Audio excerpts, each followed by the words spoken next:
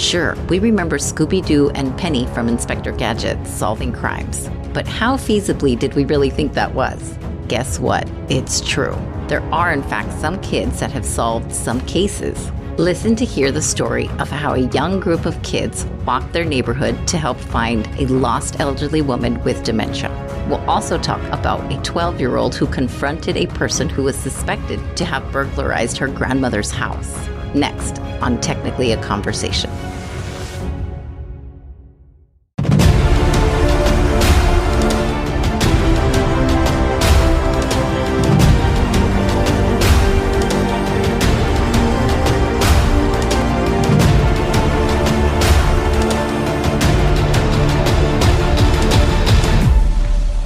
Greetings, super friends. Welcome to yet another episode of Technically a Conversation. Here, we like to share an interesting topic with each other, which we've recently learned and hope you find it interesting too. I'm one half of your host, Isela. Joining me, as always, is the busiest man in New Mexico, Jose. How are you? I'm doing great. How about yourself? Good. Today was like nice and cool. I don't even think we broke 85 today. Can you believe I didn't even go outside once today? So I have no idea what the weather was. You're like, is it daytime? What is it? I tell you, man, I'm ready for Dirincuyo to go live over there. Yeah. It was more of like a research project for you than anything else. Let's see how many days I could stay indoors without leaving my house. Without getting jaundice. Brief reminder to everybody, we still have that opportunity to win your very own super cool Technically a Conversation t-shirt. Tell them what they got to do, Jose. It's really easy. Just leave us a review, send us a screenshot to one of our socials. We're at Greetings TAC everywhere. We'll read it on the show, and once you get 25 reviews, we'll do a drawing and give the winner a Technically a Conversation t-shirt. So check out technicallyaconversation.com or the show notes for all the deets. And to those of you that have already left us a review, thank you. Thank you so much, guys. And you know what time it is. You know what time it is. It's shout out time. Here's the list, y'all. The Loyal, the Royal, Queens, Elena and Erica, The Duke, Stephen B, ContraZoom podcast, and Rick. Thank you for sharing our posts on your social media. Thank you. In the last episode that I did was about the theft of the Mona Lisa. I mentioned Inspector Gadget a couple of times, right, jokingly, and it made me think of Penny. Do you remember that character, Jose? I do. The little blonde girl with pigtails? Yes. Okay, good. How old would you guesstimate that character was? I think look-wise, she was probably maybe like 5 or 6, but I think intelligence-wise, she was maybe like 12. Great. So that last one, I think, is closer to what I found on one of the fandom sites. We'll link it in the show notes. This was a little bonus fun fact. Did you know that she was Inspector Gadget's niece? I did know that. Oh, I didn't know that. You míralo. Bling, bling, bling. All right, cool. I used to love Inspector Gadget as a kid, so... I liked it too, but I think I was still learning like English or something. I don't think I knew she was his niece. So she's like part robot or like what's going on?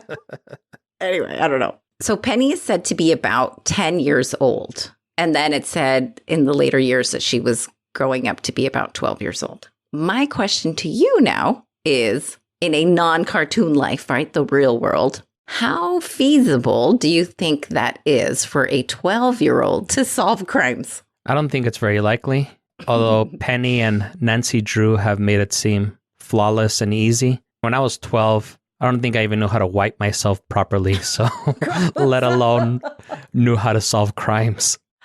Oh, see, 12-year-old you was looking for that bidet answer that you got like 20 years later or something. If I could only have had the bidet when I was 12. Would have solved a lot of problems. But then you would have never known how to properly wipe. True. Just kidding. So do you remember that cartoon Scooby Doo also? I think there was some other young kids that were solving crimes, right? The youngest one was 15, Daphne, I think. No, Velma. And then Daphne was like 16. Do you remember them? Yeah, all the other ones looked older. They looked like they were seniors maybe. But I do think Daphne, she looked like she was like a freshman or sophomore or something. So one of the websites that I had went to, they said Velma was 15, Daphne was 16, Fred and Shaggy were 17. But yeah, Fred had like that stubble thing going on. That was Shaggy. Shaggy looked like he was like 22. Yeah, you're right. Shaggy looked like he had just flunked out and he was like a fifth-year senior. You know what Shaggy reminded me of? Of that creepy guy that always hangs out with high school kids, like that he's already like graduated or whatever, and he's just kind of a creepy guy that hangs out with high school kids. That's what he kind of reminded me of. Yeah, he could have been. This is actually not a thing of fiction, amigo. This is what we're going to talk about in today's episode. We're going to chat about some surprising and cool cases where kids have solved cases. Oh, wow. I know. Any early thoughts you want to share about this header? Well, no, I was just going to say it sounds very Nickelodeon. Yeah. Because I remember when I would watch Nickelodeon, it always seemed like it was a bunch of kids doing something or doing things that I knew I could never do. Right. Okay. Trust me, when I was going through these stories, I was like, this is one of them in particular was ballsy as all hell. And we'll talk about that as we go through it. But okay, cool. I'm glad I wasn't the only one that was like, I don't think I could do this. So we're going to ease into it and I'll share some cutesy stories that are a little bit short. And then I'm going to save one of the best ones towards the end. Sounds good. Most of these stories come from episode 147 of Criminal. Oh my God, you guys have to listen to it. It's really cool. Or you can just listen to the synopsis. Or you can listen to it after you're done listening to this episode. But don't leave this episode to go listen to that. Right. We know when you pause it, guys. Don't do it. I'm just kidding. I'm kidding. So the first one on deck is Griffith Steele. His story started out much like any 7-year-old's Saturday, a trip to Lowe's with Dad. First, they stopped at a local gas station, Speedway, to get Griffith a cherry-flavored Gatorade. Okay, pause. Once I heard this, I knew this kid was smart because cherry's always the best flavor.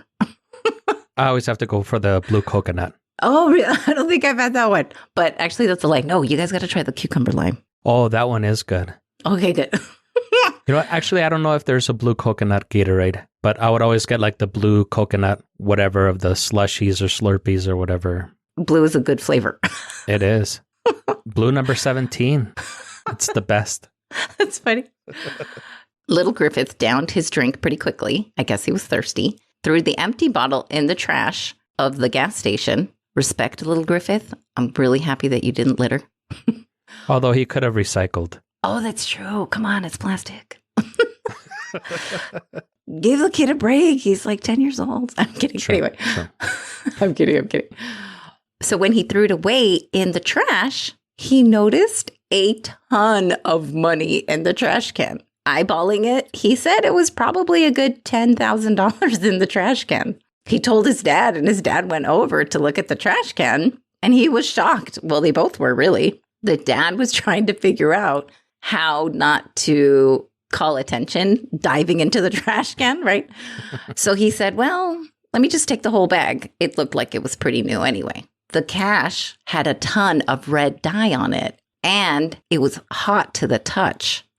So they knew it was very recent that the cash was dumped in here. The dye pack must have just gone off in the last 10 minutes. They quickly called 911. Turns out there was a bank robbery close by. Thanks to them finding the money and a quick call to the authorities, the robber was found nearby. And they were able to match up that robber to a second prior robbery. So he was actually convicted of grand larceny, 2 counts of entering a bank with intent to steal, and second-degree burglary. I think if I was a kid, I would have kept my mouth shut, taken as many of those bills, and then thrown them in the washing machine and literally laundered that money to see if I can get that red dye off. That's so funny. As a 10-year-old, that would have been my dream. That's kind of cool. He did get a $250 reward from the bank as a token of appreciation, which is kind of cool. And then he got one of those giant oversized checks, you know, it was probably bigger than him. Sounds like little Griffith is known in the house also to like know where everything is. The mom was also interviewed and she was like, yeah, he always knows where my keys are. the remote controls, even our tennis rackets, and that he just loves to help. I mean, he just sounds like a good kid. Yeah, definitely. Much better than I would have been. Right? I hate to say it. I was like, dude. I was already thinking of stealing the money and laundering it. Right? All travieso. Yeah. A little deviant over there. The next story ups the ante a little bit more. This one comes from a Mental Floss article, link in the show notes. Takes place in Stratford, Connecticut. 11-year-old Rebecca Dipierto, hopefully that I said her name right. My apologies if I didn't, lived in a neighborhood where there had been a string of burglaries. Naturally, the police come around door to door, asking the residents what they had seen, perhaps any suspicious cars, peoples coming around. When they got to Rebecca's house, she did say she could remember somebody that seemed a little bit out of place. They asked if she could describe him, and she said, I got one better for you. She said, give me a minute. I'm going to Crayola 64 this for you. So my question to you is, at 11 years old, Jose, did you draw pretty well? Nope. I can't draw pretty well now, so. Yeah, I can't either. Same. I was a business major. I have to show you this stick figure drawing that she drew. It's adorable. It's definitely not Da Vinci, but she actually did capture some features that allowed the cops to match that drawing, that stick figure drawing, to the actual perpetrator. So it led to that guy, and he eventually confessed to 10 burglaries. Damn, that homie was busy. Yeah, he wasn't fucking around. No, yes, he was not. And thanks to Rebecca, they were also able to recover several of the stolen items from most of those burglaries. I thought that was really cute. Early thoughts on the two early stories already? Do tell. No, I think they're pretty cute. The first one, I wouldn't go so far as to say that, I feel like he solved the crime. I think he just discovered the money. And was an upstanding kid, for sure. Definitely. Much better person than I would have been at 10. Yeah. Yes. The second one I do think is really cute, that she busted out her crayons and drew the perpetrator. I thought it was adorable too. Yes. Okay, great.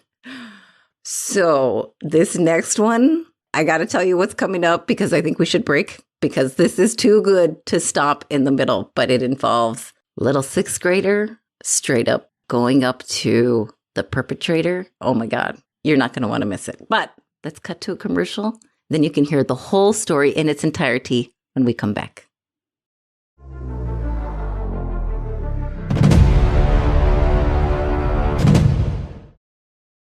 If you like all things spooky, then check out A Spooky Tales, hosted by us, Christina and MJ, where we talk about all things spooky, paranormal stories, haunted places, myths, and legends. Listen to guests tell us their scary stories. And I hear them call me by my name. So I run into the kitchen to check, and there's nobody there. And I start to hear my closet door start to open. Oh, hell no. Oh my God. Inside. Oh, hell no. All of a sudden, for no reason, I woke up in the middle of the night. My eyes just snapped open. And it's that strange feeling that you have when something wakes you up.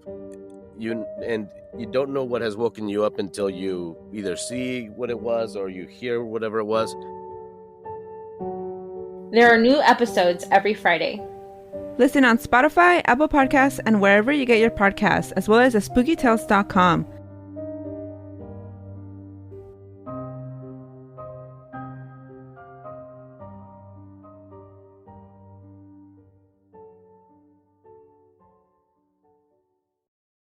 Do you have a passion, obsession, curiosity? Welcome to the Nerd Expansion, a weekly podcast expanding the definition of nerd, one interview at a time. Hosted by your new favorite weird couple, Nick Bowen and Sasha Weiss. Each week we interview a new guest who is a self-proclaimed nerd on topics ranging from ancient Egypt, musical theater, the New York City subway system, Pokemon, and many, many more. The more niche, the better. Being a nerd is less about the subject and more about how they feel about the subject. What is their nerd love's origin story? What fuels their passion? Where has their curiosity led them? Is it just an obsession, or did it guide the trajectory of their future? Warning, the answers may shock you. Episodes are released every Tuesday, and you can listen for free anywhere you get your podcasts. We appreciate your support in whatever form you can give. If you want to go beyond listening, visit our Patreon page for bonus content, blog posts, and even live chats at patreon.com/thenerdexpansion. You can also help by following us on Instagram at The Nerd Expansion, on Twitter at Nerd Expansion, and subscribing, rating, and reviewing on Apple Podcasts. We are always looking for new interviewees to join the Nerd Expansion Pack. So, if you have a great nerd love, Don't hesitate to contact us via our website, www.thenerdexpansion.com. or email us directly at thenerdexpansionpodcast@gmail.com. Can't wait to have you join us and show us your nerdies! The Nerd Expansion.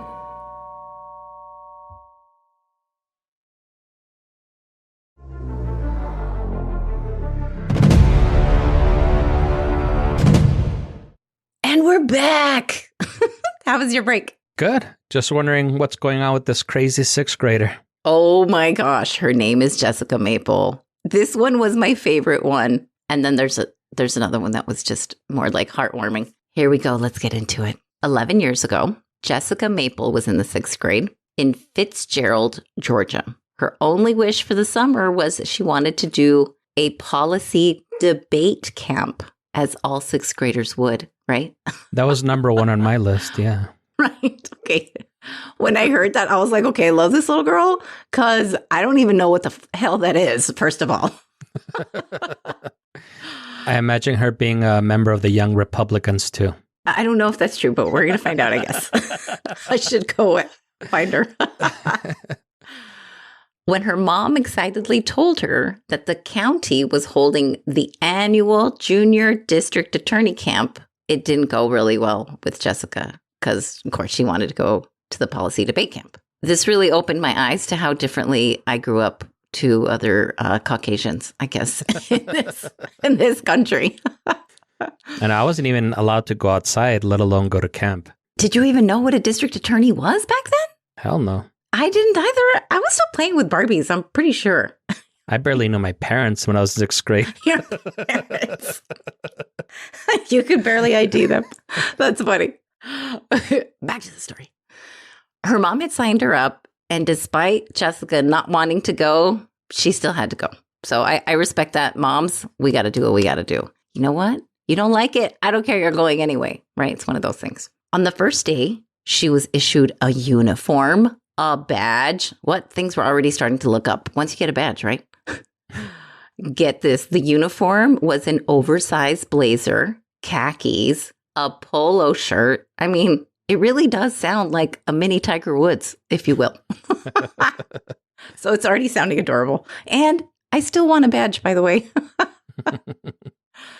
The actual DA welcomed the class and explained at the end of the class, or at the end of the camp, rather, they were basically going to be little junior district attorneys.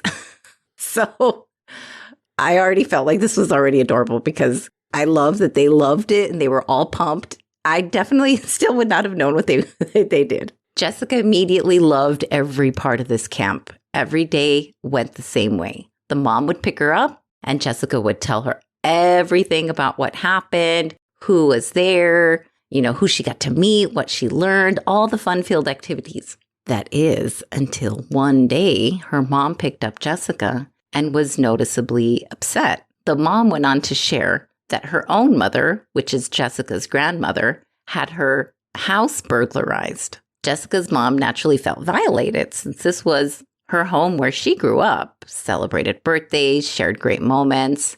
And Jessica saw how it affected her mom and she wanted to help.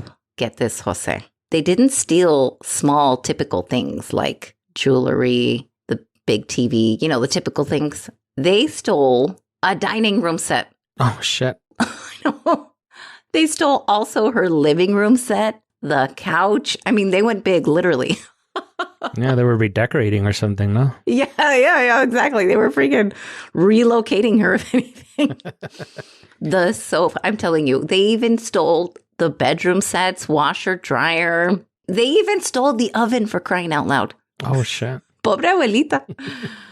When Jessica was talking to the police, she kind of got the feeling that they were insinuating someone gave a key to someone because there were no signs of a break-in or any kind of forced entry. The police left Jessica and her mom at the grandmother's house, and Jessica punched in for duty. She looked around really carefully. She found 3 fingerprints on the garage. Boom, camp's already paying off.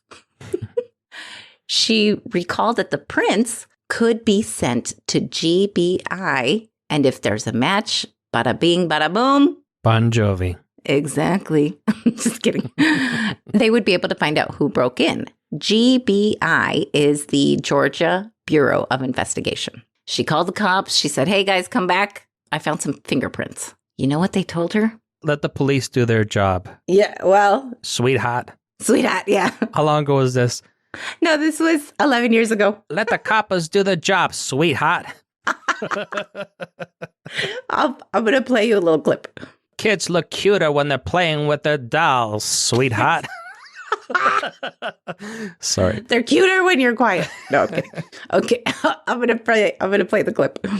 That's not enough. We need at least 7 fingerprints. It's going to take entirely too long. Can you believe that? They told her they at least need 7 fingerprints. Get out of here, mentirosos. Lazy. What was that Inspector Pinga or whatever from the Da Vinci? The stolen Da Vinci? Yeah, Louis Laping. Yeah, Louis Lapinga. Lapinga. He only needed 3, he only had 1 partial fingerprint, huh? He somehow made it work. I call bullshit. I know. I feel bad. If Louis Lapinga could do it, then so can the GBI. If we could resurrect him from the dead. Jessica had a newfound confidence anyway and told herself she had the tools to solve this crime. I mean, how is this not inspirational? It's adorable. She walked around the house taking meticulous notes of everything that was taken. Her and her mom compared the rooms to pictures from the mom's childhood. After the careful cataloging, Jessica cleverly thought to check out all of the pawn shops around town. Thankfully, this is a tiny town. So by all pawn shops, I meant really 3 of them. The first stop was a pawn shop that's conveniently located on the same street as her grandmother's house. What? Of course they're going to go there first. The mother was happy to oblige Jessica, so they both hop in the car and off they went to the pawn shop. Skirt! They went in and what do they find? The dining room set. Yes, they found the living room and the dining room set. Good guess. I'm surprised myself. That was just the first thing that popped into my mind. You're clairvoyant now. The mom took out, again, some pictures just to make sure before she starts owning things, right, and claiming things. They compared the picture. It's definitely the same one. The pawn shop owner saw that they were hanging around both of these dining room and living room sets and asked if he could help them in any way. And Jessica, I love how Jessica's the one responding and talking to everybody, by the way. Jessica responds, not her mom, and she says, yes, sir. Please tell me everything you know about who brought these items in. He explained that there was 2 men who took it off their truck and just brought it in. Little homegirl asks, do you mind giving me photocopies of their IDs? What? Ándale. ¿Qué huevos? Dude, the huevos on this girl are heavy, all right? Understandably, he was a little hesitant and asked why she needed it. She explained that the furniture was stolen from her grandmother's house. This seemed to change everything, and the pawn shop owner gave it up like a prom date. She didn't even have to flash her badge or anything, right? No, she probably had it on. Come on. I'd find any excuse just to wear that thing. I still wear mine from when I was a junior district attorney. No, actually, it's just a Captain Crunch badge that came free with the cereal. Oh, that's cool. That's cool, too. Official taste tester. Armed with very clear photocopies of the thief's valid IDs, they hop back into the car and go straight to Popo headquarters. Skirt! Jessica said she got out of the car, totes feeling herself thinking, okay, I think I solved this crime. What? Yeah, you did, boo. This is freaking awesome. That just tells me that her mom didn't praise her enough. And and are like, are you kidding me? If this was my daughter, I'd be giving her high fives the whole entire way to the police headquarters. Been buying her all the cherry Gatorade that she desires. Right? Whatever she wants. I'll give you 4 badges. Just kidding, right? It's all her shirt's all heavy. Little Jessica found the officers handling the grandmother's case. Let me tell you what she said. I'll play a little tiny clip for you. So I go inside of the police station and I find the officer, well, the investigator who is on the case. And so I pass it to him and I say, hey, I did your job again. And on this form, I have like the IDs of the guys who did it. So now you guys can go out and arrest them. And then the police officer, the investigator, he said, well, we can't quite do that. We have to do our own investigation.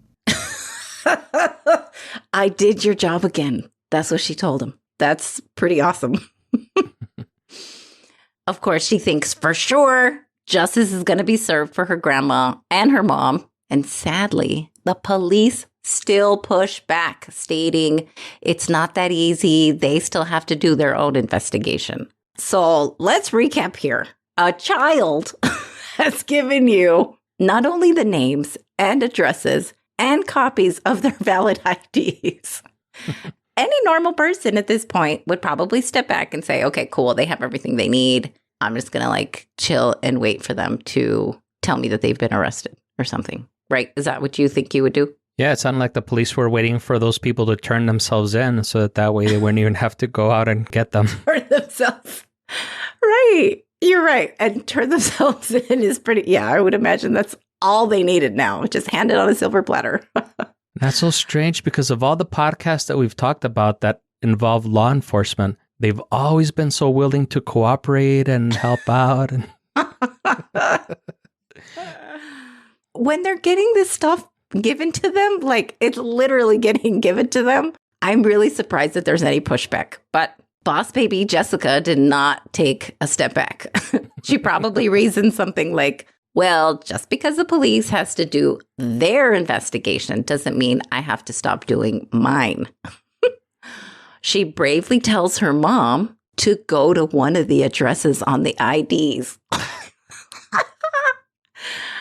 It probably sounded more like, Mom, I double dog dare you to drive to this address.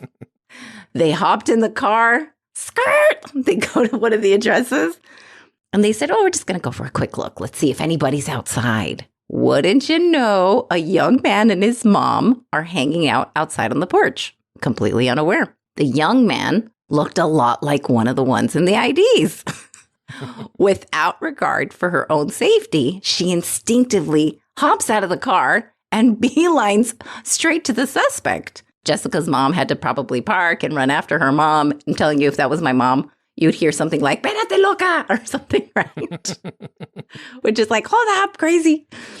She calmly walked up and said, "¿Qué rollo?" No, I'm kidding. No, she didn't say that. She calmly walked up and she said very matter-of-factly, "Hello, I'm Jessica." And he nicely responded back with a hello.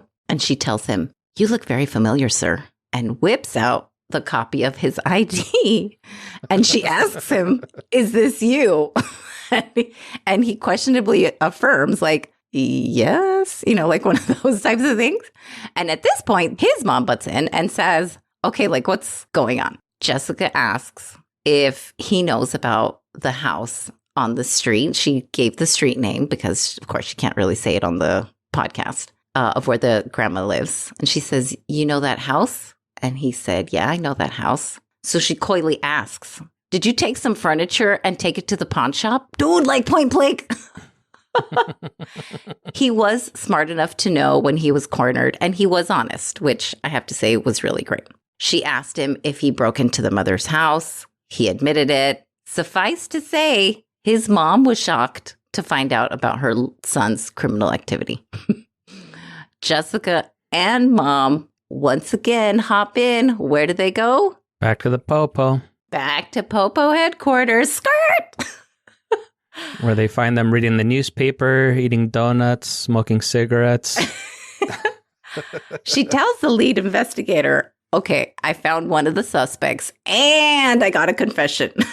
So clearly at this point, there was nothing else for the cops to do. And Jessica dropped the mic / gavel. Case closed. The pawn shop owner was nice enough to give back the stolen items. And when Jessica Nancy Drew returned back to the assistant DA camp, everyone was asked how they got to use their recently learned skills in their everyday lives. I think it's safe to say that Jessica won. Not that it was a competition, right? I would like to see one of the other 6th graders show her up. Dude, right. The last one is just kind of cute and heartwarming. Moving on to Roseville, California, Logan Hultman aspired to be either a detective or a teacher. He's really cute because he doesn't even know. And they're both like on complete opposite ends of the spectrum. He was 10 years old at this time when this happened. He was out in the neighborhood playing with a friend. And down the way, there was 2 other friends playing, 2 little girls. A helicopter was overhead and it was making an announcement kind of repeatedly saying that there was a 97-year-old woman that was missing and to be on the lookout. Apparently she had dementia and she must have walked out of a senior care home. Logan rounded up the other 2 girlfriends and not the girlfriends, right? But the other 2 friends that were girls. And he set a plan to help find this elderly woman. They walked the nearby trail, found nothing. So they agreed to go have dinner real quick because they had been looking for her since like 4:30 or something. They said, okay, let's go have dinner. We're going to come back afterwards. And that was exactly what they did. But before, Logan took some snacks. How cute are his snacks, first of all? Granola bars and Go-Gurts. What? Super adorable and healthy. When I was 10 years old, I would have packed like bags of Cheetos or Funyuns and Gancitos. Right? Yeah, I definitely would have had some M&Ms among the snacks. Yeah. Well, these kids ended up finding her just before it got too dark. And they brought her back. They tried to make her comfortable. They got a hold of the police. And his friends came by. They waited also along with, just to make sure that she was going to make it back safely. And to celebrate, they had a little party in their treehouse and watched TikToks while they munched on goldfish. Dude, this is so cute. The police sent them a little thank you care package. It contained a Kit Kat, a gift card to Studio Movie Grill. It sounds kind of like an Alamo Draft House. And a personal thank you note. All the kids got the same thing. And it was really adorable because the criminal host, when she asked him why he was so moved to help this old woman, he didn't even hesitate. And he just replied very plainly, because she needed help. It was so cute. I sincerely loved that answer. And I do wish that we could all be more helpful and more like this little kid. I agree. That's my last one. That was a little more endearing. Again, probably more so not like really a criminal case, but they still helped out the police. Yeah, it was no Dr. Claw, but I'll give them a break just because they're kids. All these kids seem to be very innately helpful. And I don't know. I found this whole episode, like, it was so cute. I was like, if any kid tells me that they feel like they can't do anything, I'm going to be like, oh, yeah, let me tell you about this little girl, Jessica Maple, or something. So now you have something to tell your godson. I took notes throughout the whole episode. Cállate. Lies. Any parting thoughts? Any ones that stuck out specifically for you? No, I thought they were really cute. They are cute. Yeah. A little break from our norm before we go into the spooky. That's what I'm looking forward to. Me too. Well, congratulations, lovelies. You've done it again, folks. You've learned along with us. Next time you see someone in need or needs help, be like any of these kids and offer your help. We hope you've been entertained by our chat and invite you to join us again next week. If you're enjoying the show, please leave us a review, tell a friend, subscribe wherever you're listening to this podcast. Yeah. Follow us on Facebook, Instagram, TikTok, Twitter, @GreetingsTAC. Email us at greetingstac@gmail.com or leave us a voicemail at 915-317-6669 if you have a story to share with us or if you just want to say hello. Hello.